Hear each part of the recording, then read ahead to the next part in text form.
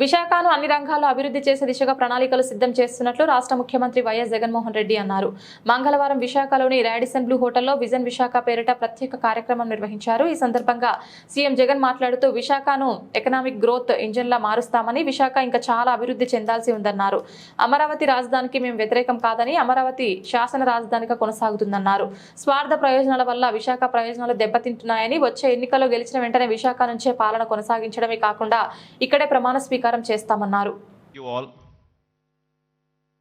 to the Vision Vishaka program. In fact,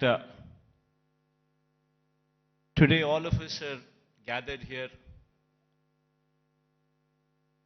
to discuss about what Visakhapatnam means to all.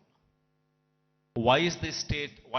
Why does the state need Visakhapatnam? It's indeed a fact.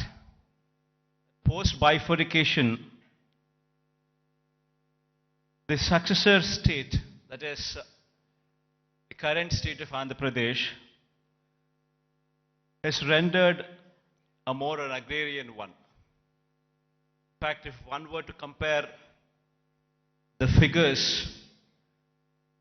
of what the average contribution of primary sector into GSDP were to be at the national level when compared to the agriculture sector,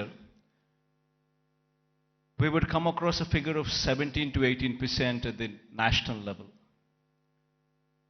Whereas when it comes to our state, we're talking about a figure of 35%. On one side, it is a projection that we are an agrarian state. But on the other side, it poses a challenge that no state can survive with these numbers until and unless the secondary and the tertiary sectors grow. And the contribution of the primary sector, that the agriculture sector, comes down. That means the growth should take place in such a way that the secondary sector and the tertiary sector continues to grow in a much faster pace than the agriculture sector. Only then we would be in a position to address the challenges that are posed. Only then you would see better growth rates. Only then you would see a situation where you can talk about economic boost.